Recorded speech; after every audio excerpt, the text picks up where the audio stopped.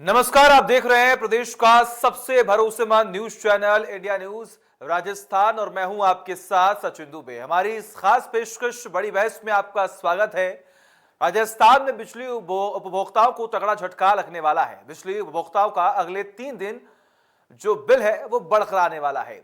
राज्य के तीनों डिस्कॉम जयपुर, जोधपुर और अजमेर ने 33 पैसे प्रति यूनिट के हिसाब से बिजली उपभोक्ताओं पर फ्यूल सरचार्ज लगा दिया है। यह फ्यूल सरचार्ज अप्रैल 2021 से जून 2021 तक के लिए 33 पैसे प्रति यूनिट के हिसाब से लगाया गया है। इसकी रिकवरी जनवरी, फरवरी और मार्च 2021 के बिजली बिलों की रीडिंग के आधार पर होगी। खास बात यह है कि यह फ्यूल सरचार्ज सभी कैटेगरी के उपभोक्ताओं पर रहेगा। डिस्कॉम पहले बकाया सरचार्ज की अगले 3 महीने तक वसूली करेगा। यह हर महीने बिल में जुड़कर आएगा। ऐसे में 550 करोड़ रुपए सरचार्ज के नाम पर उपभोक्ताओं से वसूले जाएंगे और इसकी वसूली आने वाले 3 महीनों के अंदर की जाएगी। उपभोक्ताओं पर थोपे गए इस फ्यूल सरचार्ज से माना जा रहा है कि प्रत्येक उपभोक्ताओं को प्रति माह 350 से 800 रुपए तक अतिरिक्त भुगतान करना पड़ेगा। इस फ्यूल सरचार्ज के जरिए अकेला जयपुर डिस्कॉम भी अपने उपभोक्ताओं से 200 करोड़ रुपए से ज्यादा की वसूली करेगा। फ्यूल सरचार्ज के आदेश जारी कर दिए गए हैं। बताया जा रहा है कि डिस्कॉम ने अपना 550 करोड़ रुपए का घाटा पूरा करने के लिए यह फ्यूल सरचार्ज लगाया है। इस फ्यूल सरचार्ज के जरिए घाटे की पूर्ति की जाएगी। डिस्कॉम के यह फैसला प्रदेश में विधानसभा उपचुनाव और पंचायती राज संस्थाओं के चुनाव के बाद किया। अगर यही फैसला चुनाव से पहले होता तो इसका उल्टा असर भी पड़ सकता था। उल्लेखनीय है कि राजस्थान में पहले से ही अन्य राज्यों के मुकाबले बिजली काफी महंगी है। अब फ्यूल सरचार्ज लगा देने से यह और महंगी हो जाएगी। वहीं अब इस पूरे मामले में सियासत भी शुरू हो चुकी है। बीजेपी ने इस मुद्दे को लेकर राज्य सरकार को घेरा है।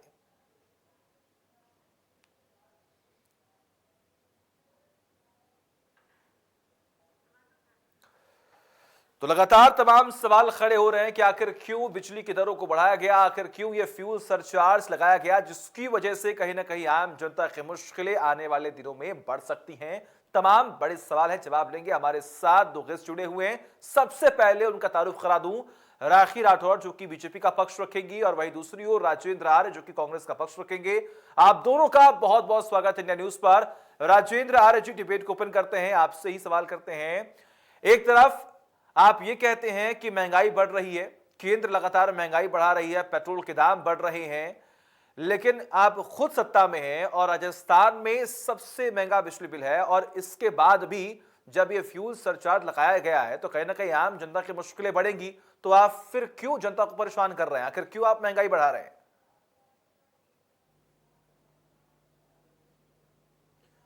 सचिन जी, जैसा कि आपको पता है कि राजस्थान की जो विद्युत वितरण कंपनियां हैं, उत्पादन कंपनियां, ये निजी क्षेत्र की कंपनियां हैं और इसके साथ में आपको पता है कि राजस्थान की भौगोलिक स्थिति और क्षेत्रीय असंतुलन के अंदर जब आप ध्यान देते हैं तो जो डिलीवरी कॉस्ट है, सर्विस को जो डिलीवर करने की जो कॉस्ट है वो अन्य राज्यों की तुलना में बहुत ज्यादा आती है। आपने देखा होगा लगातार, जैसे ग्रामीण क्षेत्र में विद्युतीकरण हो या आम उपभोक्ता तक बिजली पहुंचाने की बात हो, और इन चीजों को ध्यान में रखते हुए राजस्थान में ये थोड़ा सा हम लगातार सरकार से भी मांग कर रहे हैं। फिर आपको याद होगा अभी आपके जो अभी मॉनसून से जस्ट पहले एक बार बिजली संकट आया था और उस बिजली संकट के लिए आपको पता होगा कि राजस्थान सरकार को केंद्र की गलत नीतियों की वजह से महंगे दरों पर बिजली खरीदनी पड़ी थी। और कोयले का जो संकट आया था वो कोयले का संकट केंद्र सरकार की गलत नीतियों की वजह से था। मैं आपको बताना चाहता हूं कि कोल इंडिया हिंदुस्तान का सबसे बड़ा कोल उत्पादक कंपनी है और उस कोल इंडिया की जो पिछले 7 वर्षों में लगातार उत्पादन क्षमता लाखों टन घटी है। अब आपको यह बताना चाहता हूं कि हिंदुस्तान दुनिया का 4था सबसे बड़ा कोल रिजर्व है और इतना होने के बावजूद भी हम दूसरे नंबर पर कोयला आयात करते हैं दुनिया के अंदर। तो आप देखिए कॉन्ट्रडिक्शन। अब यहां पर प्राइवेट कोल पार्टनर्स को ये फायदा पहुंचाने के लिए केंद्र सरकार ने तो राज्यों के ऊपर जो कोल का संकट आया उस संकट से राज्यों के जितने भी मतलब विद्युत जो ताप बिजली गढ़ थे, थर्मल पावर स्टेशन थे, वो सारे के सारे अंडर ऑपरेशन आ गए। राज्य को जाकर मतलब महंगे दामों पर बिजली खरीदनी पड़ी, और वो घाटा जो कंपनियों का हुआ। और फिर आपको पता होगा सचिन जी कि जब ये सरकार 2018 दिसंबर में वसुंधरा जी की गई थी, उस वक्त विद्युत वितरण कंपनी और उत्पादन कंपनी पे हजारों करोड़ का कर्जा छोड़कर गई और वो थी। कर्जा तो आपने आप इस चुकाया चीज को और देखिए इसीलिए ना, तमाम सरकार परेशानियां बेहतर सामने प्रबंधन आ कर रही रही है, है, कंपनियां केंद्र की बेहतर गलत नीतियों प्रबंधन की कर वजह रही से है। आपको दिक्कतों का सामना करना पड़ नहीं रहा है। नहीं, देखिए ये कर्जा- तमाम सुनिए, मेरी आरोप बात सुनिए, तो लगाते रहे हैं। ये देखिए कंपनियां ये बात वही है जी। कि एक राग जो है वो कहीं ना कहीं कोई ना कोई पार्टी जो है, मैं आपकी बात नहीं कर रहा, सिर्फ कांग्रेस पार्टी की बात नहीं कर रहा, ये जो ब्लेमिंग गेम है ना, अगर हम ये ब्लेमिंग गेम खेलना बंद कर देंगे तो कहीं ना कहीं आम जनता की समस्याओं का समाधान होगा। राखी जी, आपने सुना यहाँ पर उन्होंने साफ तौर पर कहा कि केंद्र सरकार की गलत नीतियों की वजह से ही आज बिजली की दरों को महंगा करना पड़ रहा है। क्या आप संतुष्ट हैं? देखिए सचिन जी, मैं 3 बातों का जवाब देना चाहूंगी जो राजेंद्र आर्य जी ने अभी बीच में रखी, और मुझे पूरी उम्मीद है कि बीच में बोल करके मुझे इंटरप्ट नहीं करेंगे। सबसे पहली बात, इन्होंने कहा कि यहाँ की ज्योग्राफिकल कंडीशन इस तरह की है कि डिलीवरी के अंदर बहुत पैसा लगता है, बहुत ज्यादा इनको खर्चा करना पड़ता है। मैं पूछना चाहती हूँ सचिन जी इनसे कि जब ये यहाँ पर आए थे सरकार के अंदर, तो अपने घोषणा पत्र के अंदर बिजली की दरों में बढ़ोतरी नहीं करने का इन्होंने वादा किया था, तब इनको क्या राजस्थान की भौगोलिक स्थिति के बारे में जानकारी नहीं थी? क्या मुख्यमंत्री जी पहली बार यहां पर, या कांग्रेस सरकार पहली बार राजस्थान के अंदर यहां पे पार्टी आई है? तो देखिए ये सिर्फ और सिर्फ ढोंग है जिसको कि ये सामने रख रहे हैं। इनको सब मालूम था कि राजस्थान की किस तरह की स्थिति है, लेकिन झूठ बोल के सरकार के बीच में ये लोग आए। दूसरी बात, ये कोयले की अभी बात कर रहे थे, मैं पूछना चाहती हूं सचिन जी, उस समय क्राइसिस हुए, किस तरह का पैनिक यहां पे क्रिएट किया गया? अपनी जिम्मेदारी पे हमेशा से पल्ला झाड़ लेना यहां के मुख्यमंत्री जी की हमेशा से फितरत रही है। आप देखिए झारखंड के अंदर इनके पास में 2 माइंस थी, जो कोल माइंस थी, लेकिन वो वहां से प्रिक्योर करना, या फिर अप्रैल माह के अंदर पहले से, जब मालूम था कि मॉनसून के अंदर प्रॉब्लम आएगी, पहले से ऑर्डर प्लेस करना, ये काम राजस्थान सरकार ने नहीं किया। और चाहे आप किसी में भी देख लें, चाहे ऑक्सीजन में देख लें, चाहे वैक्सीन में देख लें, चाहे कोयले में देख लें, हर बार सेंट्रल गवर्नमेंट की तरफ जाते हैं, अपनी आर्थिक नीतियों के बारे में बात कभी भी नहीं करते हैं। और यही सबसे बड़ी समस्या जो है वो यहाँ की कांग्रेस सरकार की है। अपनी कमियां छुपाने के लिए अपनी पॉलिसीज, जो गलत पॉलिसीज है, आप भी समझते हैं सचिन जी कि आज कांग्रेस सरकार सड़क के ऊपर है, कह रही है कि महंगाई बहुत ज्यादा है। और आप बताइए महंगाई का सबसे बड़ा इंपैक्ट जो है वो किसकी वजह से? बिजली की वजह से, पेट्रोल डीजल की वजह से। ये वैसी ही बात हो गई कि चोर अपनी चोरी छुपाने के लिए सड़क पर आ गया और ऊपर से सीनाजोरी कर रहा है। आप देखिए कि सबसे ज्यादा महंगा डीजल पेट्रोल राजस्थान के अंदर, सबसे महंगी बिजली राजस्थान के अंदर, और ये कांग्रेस पार्टी शर्म नहीं आ रही है कि सड़क पर जाकर के लोगों के बीच में ये कह रहे हैं कि महंगाई सबसे ज्यादा है।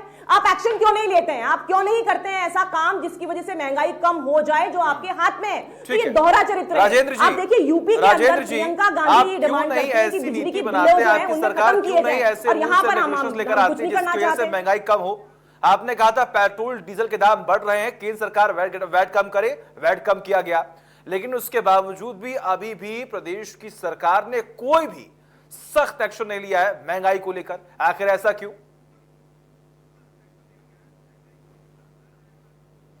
सचिन जी, मैं पहले तो इनको, राखी जी को यह जवाब दे दूं। इन्होंने कहा कि झारखंड और छत्तीसगढ़ के जो कोल ब्लॉक थे, मैं आपको बताना चाहता हूं अभी 1 महीने पहले ही उसकी स्वीकृति, पर्यावरण स्वीकृति आई है। केंद्र सरकार उस कोल ब्लॉक की पर्यावरण स्वीकृति रोक के बैठी हुई थी। आप देखिए ना इस चीज को, इनको पूरी तरीके से ये गलत बयानी कर रहे हैं। और राजस्थान सरकार ने पूरा का पूरा कोल इंडिया के चेयरमैन को बुलाकर गलत बयानी करवाई गई कि कोल इंडिया राजस्थान का बकाया, जबकि राजस्थान का कोई भी कोल इंडिया पर बकाया नहीं था। और उसके अलावा जो हमारा पेमेंट किसी कंडीशन में था कि भाई हमारे को सप्लाई नहीं मिली थी, उसके लिए हमने उनको एडजस्टमेंट के लिए लिखा था, वो सिर्फ थोड़ा सा बाकी था। उसके अलावा राजस्थान सरकार ने कोल इंडिया का कोई बकाया नहीं रखा।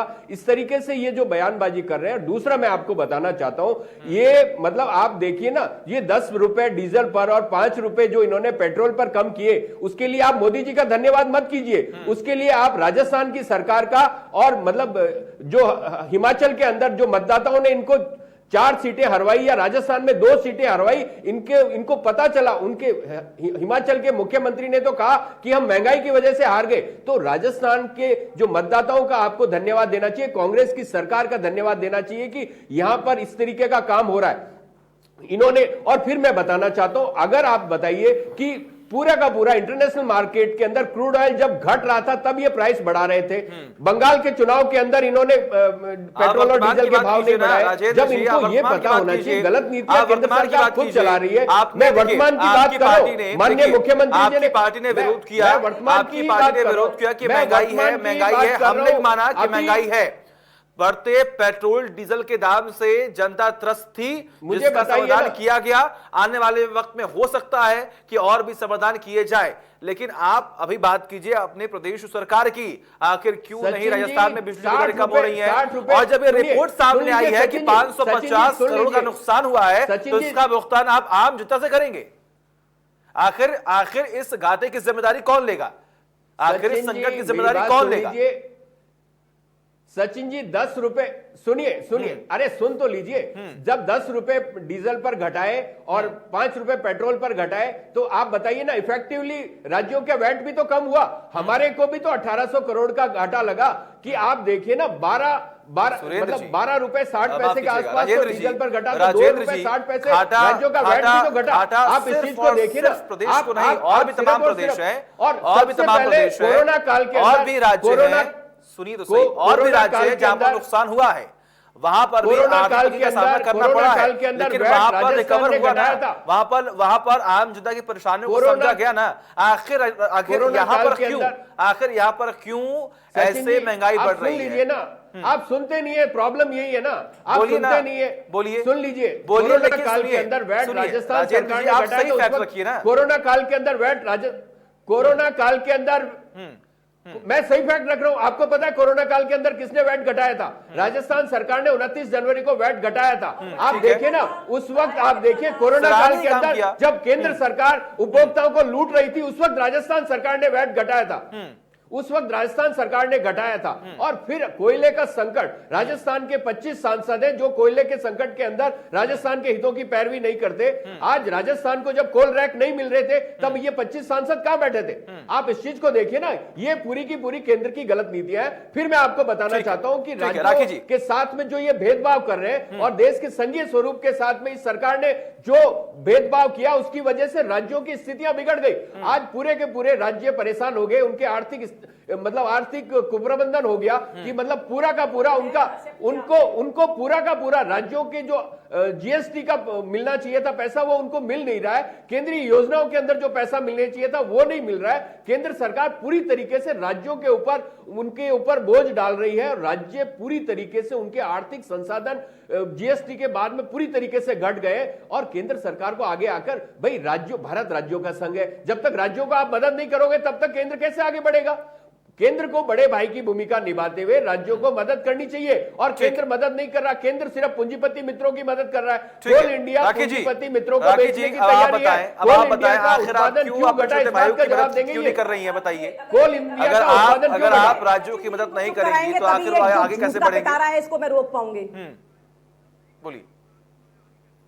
देखिए सचिन जी बिल्कुल सही बात कही। और कोयले का जो बीच में क्राइसिस था, मैं तो धन्यवाद देना चाहूंगी 25 सांसदों को कि इस तरह की क्राइसिस, जिस तरह से हाइप इन लोगों ने क्रिएट किया था, वैसा क्राइसिस आपने राजस्थान में नहीं देखा। सचिन जी आपने देखा कि किस तरह से इन लोगों ने क्या मतलब कितना बड़ा एक इशू क्रिएट किया। लेकिन धन्यवाद है मुझे उन नेताओं का जिन्होंने जाकर के संसद के अंदर जाकर के बात करी। और हमारी जो बात है मुखर तौर पे, देखिए राजेंद्र जी बीच में मत बोलिए, बीच में बोलना हमारे सांसदों ने उन्हीं का नहीं बोला जी। नहीं देखिए केंद्रीय मंत्री के पास में सिर्फ और सिर्फ बीच में बोलने से देखिए क्या आप गलत बोल रहे हैं।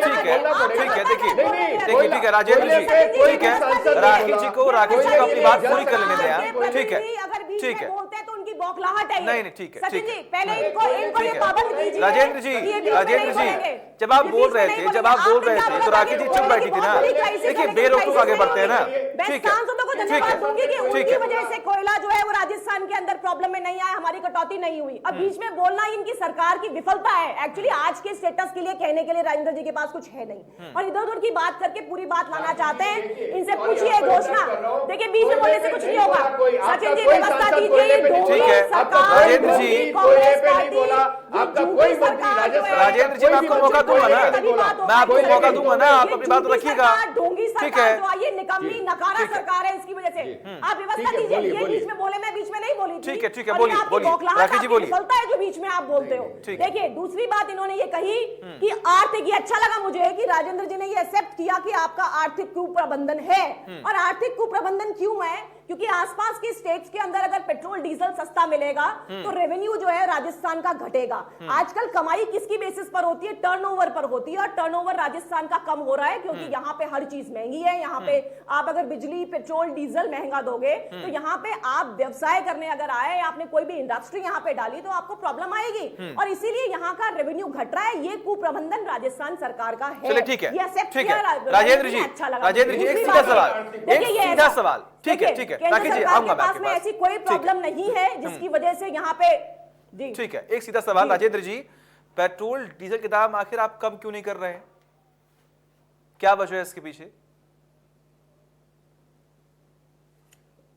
सचिन जी, देखिए, मैं माननीय मुख्यमंत्री जी ने कहा, मोदी जी को चिट्ठी भी लिखी, उन्होंने कहा कि मोदी जी आप इस बात की गारंटी दीजिए कि आने वाले समय में जिस तरीके से आप रोजाना पेट्रोल डीजल के भाव बढ़ा रहे हो, मतलब अंतर्राष्ट्रीय बाजार में भाव घटने के बावजूद भी आपने पेट्रोल डीजल पर लगातार भाव बढ़ाए हैं, उस बात की गारंटी दीजिए। अगर राज्य, इस बात की क्या गारंटी है कि राज्य वैट घटा देंगे तो आप वापस भाव नहीं बढ़ाएंगे?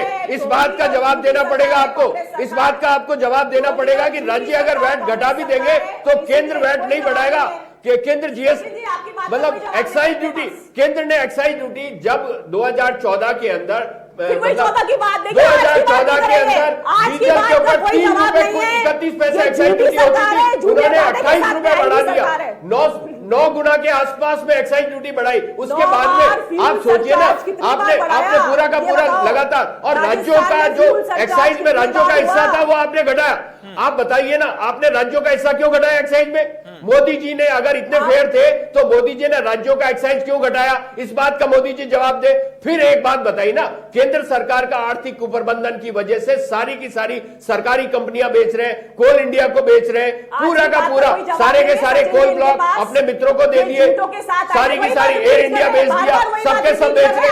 आप देखिए ना, बात का जवाब है केंद्र सरकार की आर्थिक कुप्रबंधन की वजह से, नोटबंदी, जीएसटी, इसकी वजह से देश में करोड़ों लोग बेरोजगार हो गए। इस बात का आप जवाब दीजिए ना।